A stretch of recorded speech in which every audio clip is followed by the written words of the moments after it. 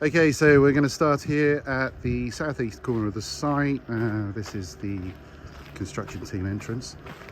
It's a useful starting point because here we have a map of the site, which will help to make a little bit of sense. We're currently here. This plot of land here is what we're going to use for our cooperage. This is building 1, building 2, which we'll build at a later stage, building 3 and building 4. So building 1 there at the bottom of the diagram is this building straight ahead in front of us. So walking towards building 1, I've got to try and find a workable route down here. It's still a building site, obviously, so bear with me a second.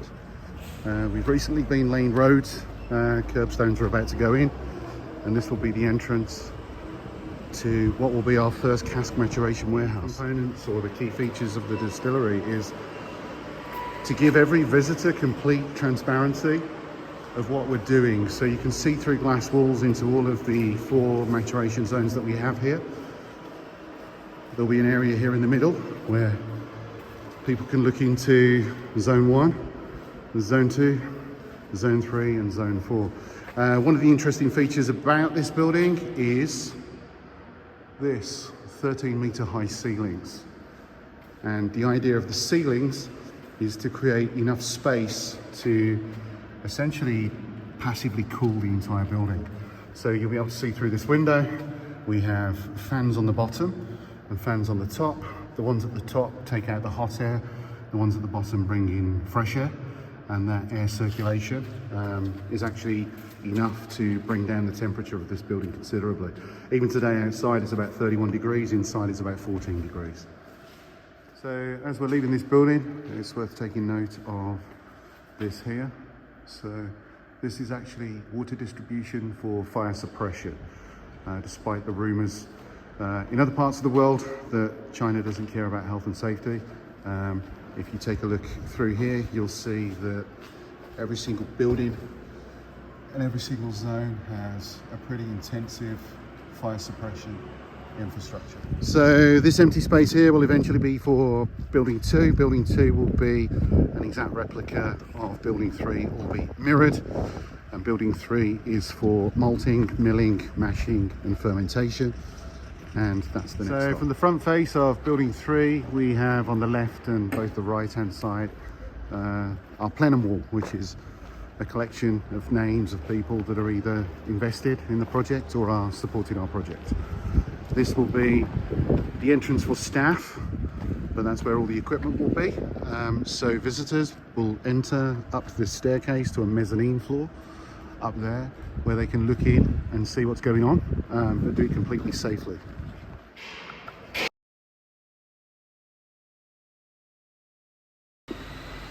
So coming in through the staff entrance for building 3, this is essentially what you would see. Straight ahead of us there, that's the mash tun. These guys at the moment are putting in the working platform. Here on the right hand side are 4 30,000 litre fermenters. We have another 2 plus hot water tanks. And then behind the mash tun we have CIP tanks, but I'll get to those in a moment. So this is at the rear of the mash tun, which is a 30-ton mash tun. Here are the CIP tanks. And then through this room here, this will be water treatment and water conditioning. And then if we go back around again, we'll see that this is the tunnel room. This is where we have an underground tunnel connecting the 2 buildings together for pipe work, that being the Steelhouse. We have chillers here, and then all of the control equipment is here. Going back through building 3, here we have a truck loading bay. There's a couple of sections of the building that I've not gone into. One is the bottom right hand corner, which is where we've got the generator, and then there's another one here where we've got, or will have, the steam generator. And to the south side of this building, so we were originally there in the cask maturation warehouse. This is where we have our milling room and our grain handling. It's a little bit crowded, so you won't be able to see much because there's just so much going on in here. So it's a multi-platform setup in here. These will be grain hoppers for malt, and if I can move the angle around a little bit, you'll see that there is actually a hole in the roof above, so the grain comes in from the top there.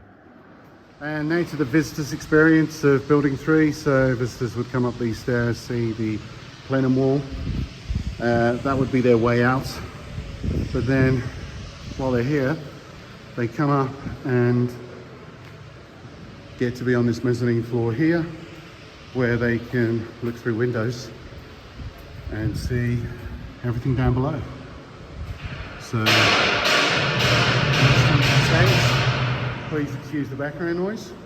But then there are also 2 extra parts to this floor, on the left and the right.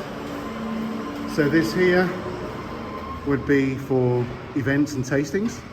A little bit of a better view, a little bit more open. And then we have the same on the other side as well, although the other side is a little bit longer. And I'll go over there and explain what that's about. So this is the other side.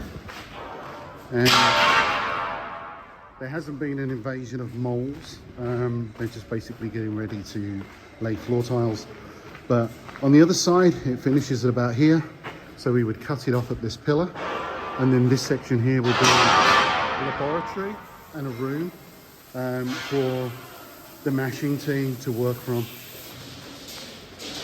So in the UK, this would be the first floor, because ground floor is ground floor. Everywhere else, this would be the second floor. But again, this is an open area for visitors to be able to come through and look at what it is we're doing on this floor, because this will be a malting floor. So old-fashioned traditional floor maltings will happen here. And if we go through, you'll be able to see that there's actually another one straight through those doors, which is roughly the same size again. So in terms of capacity, it might look impressive, but it's still not going to cover anywhere near all the malt that we need. So then once the malt is malted, it will come into this room for roasting, and also this is where it would go down to the milling room and grain handling room down below. We were below there earlier on. So that's essentially where it goes in. So this is the floor above. To us it's the 3rd floor, or 2nd floor if you're in the UK. Exactly the same setup, exactly the same configuration.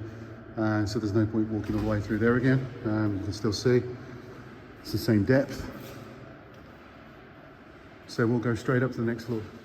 So 4th floor in China, or 3rd floor in the UK. This will just be storage, but in keeping with the openness and the transparency about everything we do, people can come up here and see. There'll be cardboard boxes and glass bottles and labels and things like that. You can see the length of the building from here, but the width is reduced because we've cut off sections on both sides that we intend to use for gardens. And this side here also has access to the roof via these stairs. And the point of the stairs is because at the top we have this almost 1,000 square meters of open space for, well, at least when it doesn't rain, for events. So we can host people here for events and tastings. And then this building down here at the end will, well, it's rumoured to be a little whiskey bar. So this is building for the Steelhouse. Visually, it looks the same as the cask warehouse. Unfortunately, they've just poured concrete here, so I can't take you in through that door. We've got concrete trucks here pretty much every day. So what I'll do is I'll go in through the side and give you guys a tour from there. So there's some more concrete here that's being poured today. These are all the entrances. Up here we have some tanks, cold water tanks, spent wash tanks, And then this is the side entrance that we've been using to bring in cranes, trucks, and of course stills. So you'll see our first 3 stills up there. 2 small spirit stills and a 15,000 litre wash still. The visitors entrance would be here. They have 3 windows here that they can see the ground floor. There's also a mezzanine up there, which they get to through staircases on the left and the right. Over here, this room would be for filling casks. So do a quick look in here. So visitors enter through here, and this is where we'll start filling casks so everybody can see everything. So this is the concrete that was just poured. I was standing there earlier on. Visitors would come in this way. This is the level of transparency that they have on everything that we do. Although obviously in a still house, everything at this level is quite boring. They want to see all the good stuff up there. So that is why we have staircases both sides. And just to set a context, this door here would be for staff. This would be a clean room, and then they can walk into the still house here, which is where we were earlier on. So again, as with all the buildings, we have these mezzanine floors. So this is the mezzanine floor for the still house, which is big enough to comfortably hold a decent group of people, and they'll get this kind of view. So obviously this is just the first 3 stills. Eventually there will be a horseshoe shape of 10 stills. One last thing that was missed, down here at the back, or the west side of the still house, we have 2 more rooms for bottling. So there's a small one on the left for VIP customers and cask owners to do their own bottling, and one on the right, which is twice the size, which will be for our single cask bottlings. So nothing in here at the moment, but essentially there'll be a semi-automatic bottling machine, and there'll be some comfy couches and a bit of a VIP experience, whereas the other one will be a lot more functional. So it's double the space, but it'll have a couple of decent bottling machines, and labelling and closures and things like that. And then obviously, as with all of the buildings, it's that 13-metre internal ceiling on the still house and the cask maturation warehouse, and 8-metre internal ceilings on the ground floor of buildings 2 and 3. And that over there is where we will eventually be expanding in that direction. So this is the west side of the site looking south, grain silo there, one of the cooling towers. This one will go on top of the still house. We've got another cooling tower down there that will go on top of building 3. And then the rear of the building that we were in earlier on, a little bit more detail here. That white vent, that's the exhaust for a 2 megawatt electricity generator.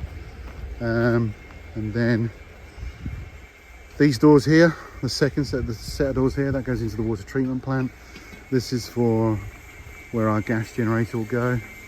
It's the loading bay and goods elevators. And there we go.